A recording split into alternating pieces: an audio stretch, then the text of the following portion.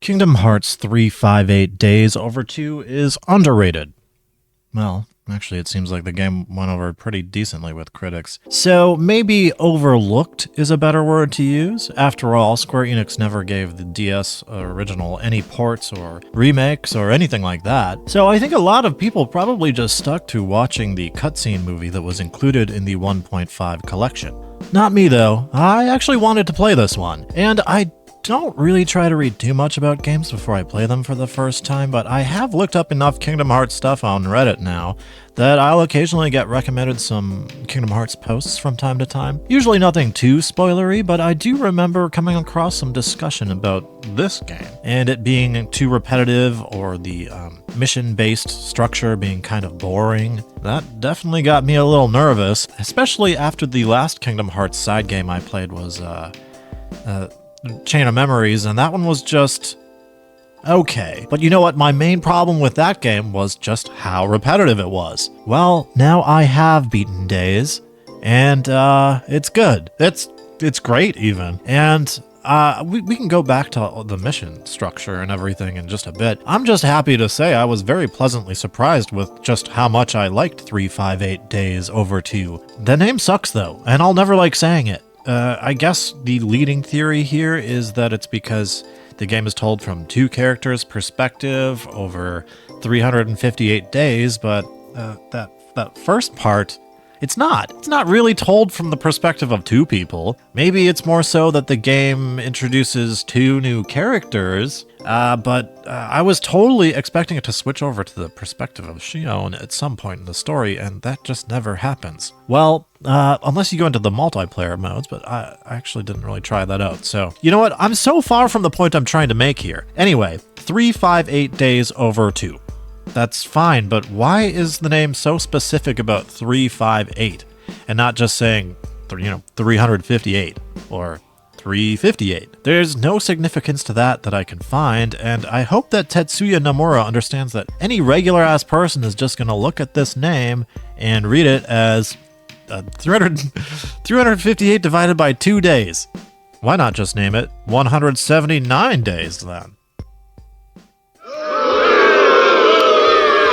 So yeah, I'm done talking about it, but the name, it's no good, and I don't think you can change my mind on that. Now, I love Kingdom Hearts 1 and 2. Each game have their own strengths and weaknesses and excel at kind of different things, such as the exploration being more fun in 1, but the combat being way better in 2. I think that they're both really fun games though, and then there's Chain of Memories bridging them, and while the plot is genuinely very interesting, the gameplay loop is pretty annoying in that game. So you can understand my concern going in. Take my less than stellar opinion of Chain of Memories and mix that with the things I'd kind of already heard about 358 Days, and you can see how this had me going in with maybe kind of lower expectations, but no man, the game is solid. With Kingdom Hearts 1 and 2, these were classic PlayStation 2 games, and for some reason Square Enix just loved to spread the story across any and every console that would take a spin-off. You've got Chain of Memories on the Game Boy Advance, Days and Recoded on the DS, and Dream Drop Distance on the 3DS, but they were also putting out games on Sony's PSP at the same time. I can't imagine there were a lot of kids, probably even adults, who have all of these consoles. While most of these games did receive ports and HD remakes that would appear in the collection bundles, 358 Days received a movie. Well, they call it a movie, but I actually haven't watched it yet, so I'm just kind of expecting it to be a really long cutscene. Who knows? But with the game stuck on the DS, there's not really any official HD version to play.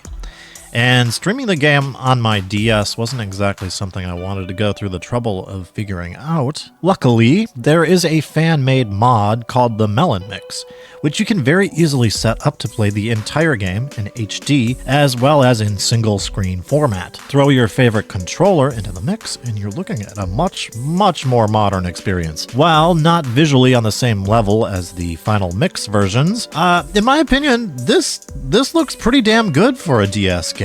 I think for most people, this is going to be the best way to play the game. The Melon Mix keeps the gameplay as close to the original as possible. It just kind of upscales the visuals and provides a control scheme that plays closer to Kingdom Hearts 1 and 2. And you can even replace the in-game cutscenes with clips from the HD movie to keep everything looking nice and clean. It's also really simple to set up too. The developer is working on more enhancements for the mod, such as model upgrades, texture replacements, and more, but even in its current state, I think that they did an incredible job here. And I'll definitely leave a link in the description too, in case any of you guys want to check this out for yourself. Let's get into the game here though. Kingdom Hearts 358 Days Over 2 is a prequel to Kingdom Hearts 2, helping explain the details behind Roxas and the Organization 13. The majority of the game takes place at the castle that never was, which we see from the perspective of the villains this time. We take control over Roxas in this game, who we met very briefly in the beginning of Kingdom Hearts 2 before he rejoins with Sora in a moment that, might not make a lot of sense the first time you encounter it. In Kingdom Hearts 2, Roxas is kept in a simulation of Twilight Town until Sora wakes up from this weird-ass sleep pod thing that he gets into at the end of Chain of Memories. But how Roxas ends up in there, and much about who Roxas even really is, that isn't touched up on too much. Well, with Days, we learn exactly just how he ends up in this simulation town. The game begins with a bit of a flash forward, and we see that Roxas is a full-blown Organization 13 member, hanging out with his best bud Axel and eating popsicles.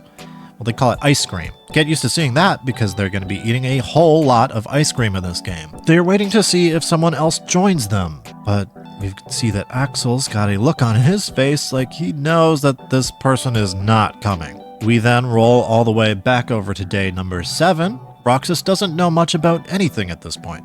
He is quiet, he is awkward, he's got no memory, and he can barely even form full sentences. That doesn't matter too much to the organization, though. Dude's got work to do. As the players, well, we already know that the Organization 13 is up to no good. But for Roxas, he doesn't know who he's working for, he doesn't know they're the bad guys yet, and all he knows is that he's working towards building Kingdom Hearts. This leads to the actual gameplay. We've got a main base here at the castle, where we can do a little bit of shopping with the, 15th organization member, this Moogle. The naming convention really makes no sense to me here. Even at the beginning of the game, it seems like there's more than 13 members, and then when half of them get wiped out in Chain of Memories, they never even change their name afterward. They never replace the members either. So what's going on here? Why are we calling it Organization 13? Well, anyway, you can do some shopping, upgrade your gear, talk to whichever organization members are hanging out at the moment, and then eventually you'll talk to Syx and begin your next mission. You'll notice that they seem to come in chunks of typically 3 or 4 missions to take on before you can advance the main story. Sure, this design is kind of repetitive in nature, but it doesn't feel anywhere as monotonous as going through the many Castle Oblivion rooms, and I think that the game actually does a pretty good job at providing enough variety in different types of missions so that the game never feels like you're doing the same thing over and over. While it's true that this game is segmented this way to make it more approachable for gaming on the go, I think that taking on the big chunks of, 3 or 4 missions, do those a few times and it can lead to a satisfying gameplay situation if you're looking to play, for like 2 or 3 hours in one go. Maybe if you want to burn through the game as quickly as possible, I could see getting burnt out by the design then, but I personally had no problems with it. It's also worth noting that you don't actually have to play 358 days straight. That could be a bit much. While each mission usually does cover a single day, after you beat the story mission, you'll almost always be met with a big time skip. Maybe sometimes only a few days, but sometimes it's weeks even. Now, some of these missions have you capturing a specific amount of hearts or going after certain strong bosses. Some of them involve chasing after these weird sigil things while you're doing some platforming. Sometimes you gotta sneak around without getting caught. Sometimes you get a friend to go with you. Sometimes you don't. They put in a decent amount of variety to the missions and challenges, and I never really got sick of it. Well, there is one type of mission I gotta call out, though. Usually the first time you make it to a new Disney World, they'll have you sniff out some clues all over the map. This doesn't sound so bad on paper, but there's almost always just this one last clue, some stupid little detail that you'd never think to look at. and they can be really easy to just miss or pass right over if you're not being careful, leading to a bunch of running around and wasting time. These missions suck. I won't defend them. The most fun missions, of course, are probably going to be the ones that are combat focused, where you get to mash down some Heartless with your Keyblade. Combat in 358 Days is surprisingly smooth, and while it's understandably nowhere near as flashy as it is in 2, it feels pretty tight and responsive, especially for this being a DS game. It's a little unfair of me to judge the controls based on the Melon mix, though, and I understand that. It was always my intention to try out how the original DS one feels, and I even bought a new charger just to try out this game, but I must be losing my mind. I cannot find where I put the damn thing. I mean, I guess that's what I get for just buying it with the cartridge and not the box. I mean, I don't know where it went, though.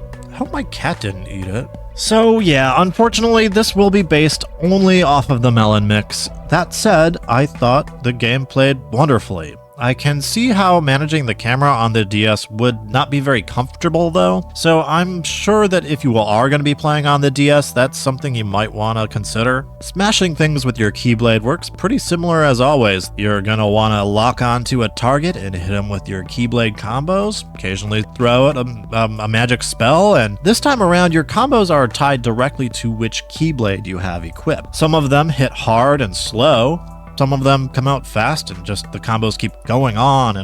And if you want to focus more on increasing your magic stats than providing strong physical combos, there's Keyblades for that. They seem to have a pretty wide variety of Keyblades to work with, and I think they all have their own attack range too. You're definitely going to be mixing up which Keyblades you roll with pretty frequently, but as you find out which playstyle you're more comfortable with, then I think you'll want to stick to what works and then just keep building upon that. I went in thinking I'd probably focus on making a strength-heavy build, but when I started to realize just how powerful magic is in this game, I had to switch things up. So in Days, you've got all of your typical Final Fantasy spells that you'd expect to find here, but as they upgrade, you'll find that the spell variations actually have different effects. So for example, Fire is a honing spell with a relatively light damage, but it's trusty and it's reliable. Fira, however, does a little bit more damage than the regular Fire, with the loss of the honing capability, meaning it just comes out in a straight shot. This makes different spells viable for different situations.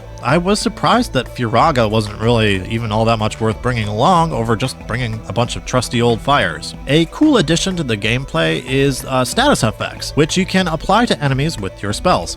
Say, for example, you use Blizzard, it has a chance to freeze an enemy, and if you hit a frozen enemy with fire, you'll do huge damage. And it's not going to work 100% of the time, but when it does, it feels so cool to pull off. The biggest change to the magic system, however, is that we aren't dealing with MP at all in this game. Instead, you can only use as many spells as you have equipped to your deck. Wait, is this a card game too? No, it's not, don't worry. Essentially, this works like Resident Evil, or kind of like Tetris, as in everything you equip from items to spells to your Keyblade and even your damn level ups, they have to be equipped onto your deck, and they each have different weird shapes and sizes. As you go through the story, you'll gain more slots, eventually 3 pages worth, and this is where your sense of character progression comes from. On top of it all, your Keyblades and also a few specific abilities have additional slots that can be upgraded further, such as increasing your jump height or modifying how your block works. It has all kinds of cool tweaks that you can do. And if you're worried about trying out different things because you might run out of resources, don't be.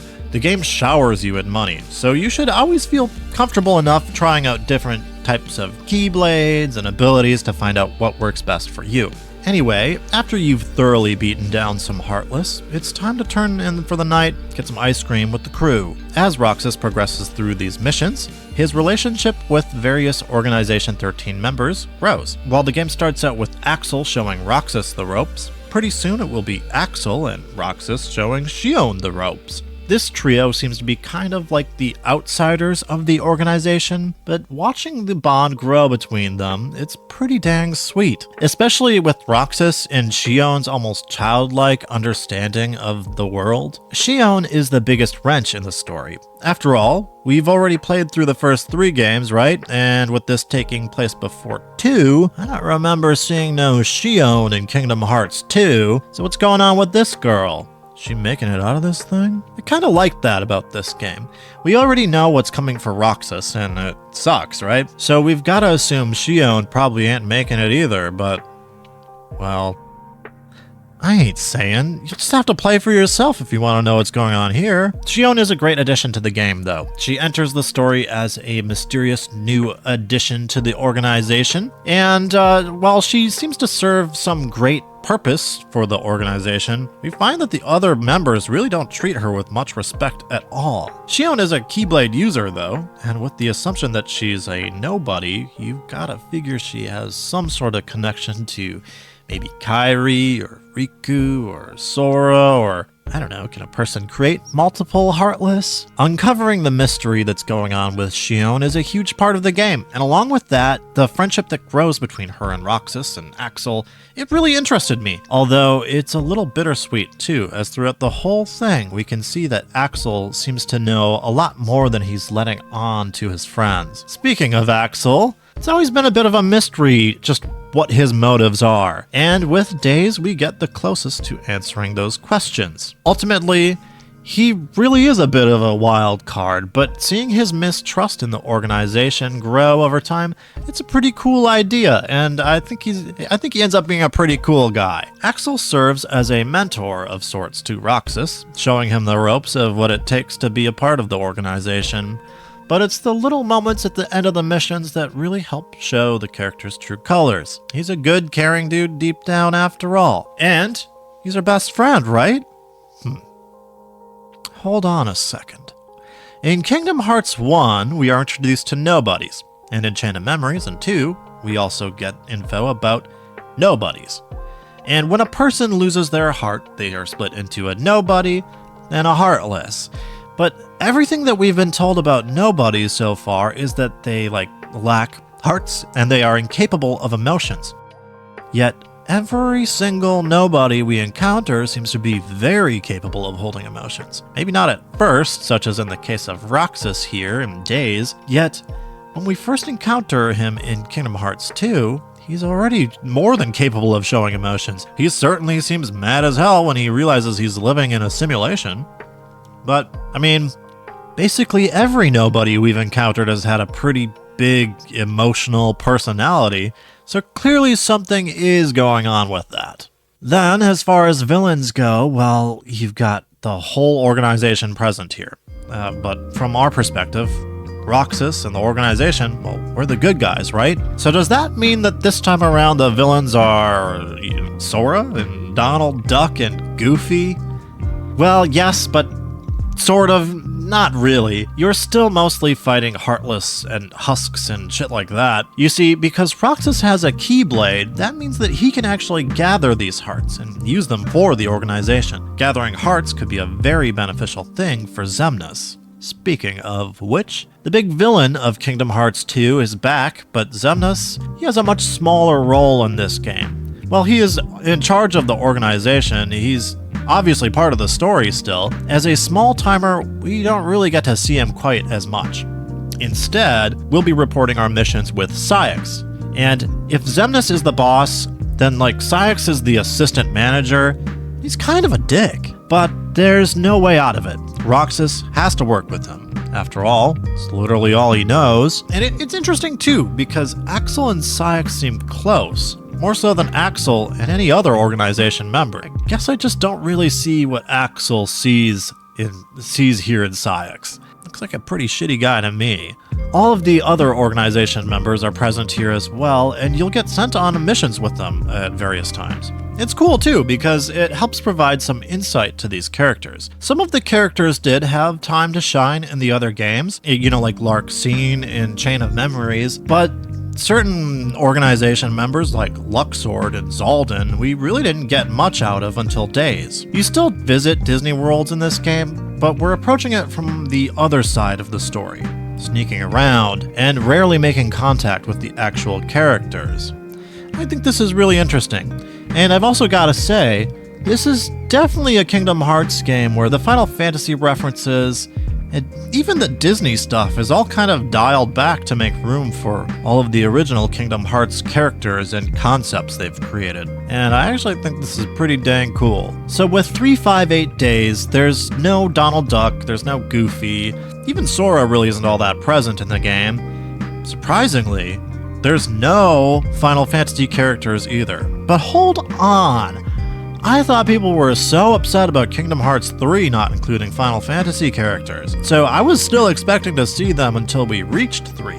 Yet it wasn't even until I beat the game that I even really thought about their absence, because the ever-growing plot and all of these characters, they provided more than enough drama to get sucked up in. It's just weird, because I've always heard the lack of Final Fantasy is such a big complaint about Kingdom Hearts 3, yet I've never seen this come up at all. Like I said, I guess I don't read too much about these games before I play them, but I do hear some things. I guess maybe people dismiss it here just because of the whole spin-off nature of this game, but I feel like some people don't even like it when you call these games spin-offs, right? Because are they really spin-offs when the plot points directly tie into the main games? I don't know. Kingdom Hearts is weird, guys, but it's cool. Like I'm saying, I wasn't even really bothered by the lack of Final Fantasy. To be honest, I was more surprised by the lack of Donald Duck and Goofy.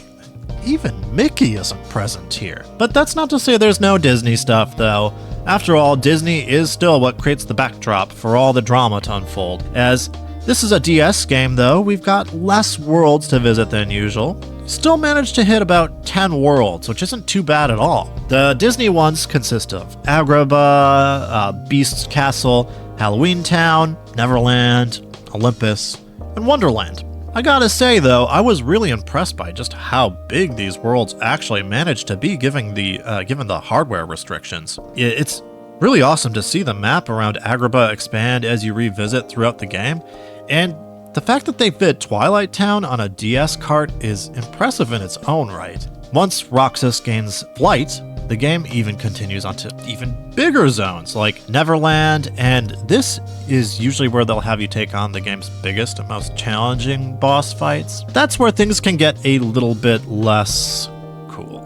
While this game definitely has some frustrating enemies with huge attacks that can wipe you out fast if you're not careful, that's all kind of par for the course when it comes to Kingdom Hearts. No, the real threat this time around is their stupid HP bars. Every single boss is tanky as hell. With multiple HP bars to chip away at, well, it feels like you basically put a scratch into them. During a few specific bosses, this can become rather frustrating as they can kill you so damn fast. Yet you gotta play the long game and just whittle away at their HP bar for like 10 or 20 minutes. This seems to be a pretty common issue with certain Square Enix game design, and even the Final Fantasy VII remakes have some of these issues. So I can't say I'm surprised to see it make its way into Kingdom Hearts. It can definitely be annoying at times though. Overall, I was still pretty satisfied with the challenge that the game provides though, even if there are a few too many HP bars from time to time. Lastly, let's just touch up on Roxas a bit more.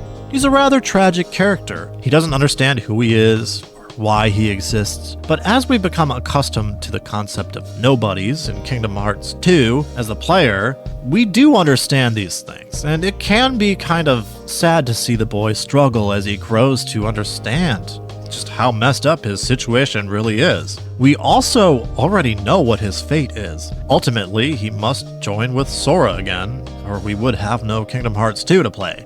This does put a somewhat looming presence behind the whole story. The player knows what's coming for Roxas at the end of these 358 days. It kind of reminds me of the PSP FF7 spin-off, Crisis Core, where we similarly learn the backstory of Zack Fair, a character that we also already know the fate of going into the game. Wait, hey, he's in Kingdom Hearts! That's another one of those things that I know, but I'm not supposed to know yet. But based on what I just described, I kinda expected to see him in this game. It would definitely fit with the themes, but I guess that's fine. maybe we'll see him in the next one. Anyway, I'll say it again. This game rules. I know that I'm leaving a few things out, like multiplayer is a thing that you can do, but I didn't really engage with any of it, so I don't really have much to say as far as that goes. You know, there's also bonus missions that you can take on, but those are genuinely repetitive. It's kind of like take on a certain mission that you've already played, but just don't get hit, or don't jump too much, stuff like that. Kind of like challenge runs that you can take on for a few extra rewards, but none of it is vital to your success. So, do you guys like Days? I was surprised at just how much I enjoyed it. Yeah, there's a little less focus on the Disney side of things, and there's no Final Fantasy, there's no Duck. But the original story focusing on Roxas and Shion and the organization, I think that all provided me with more than enough intrigue to keep me going for the, 30-ish hours that it took to beat the game. And the gameplay is legit very impressive for a DS game. Is this game underrated?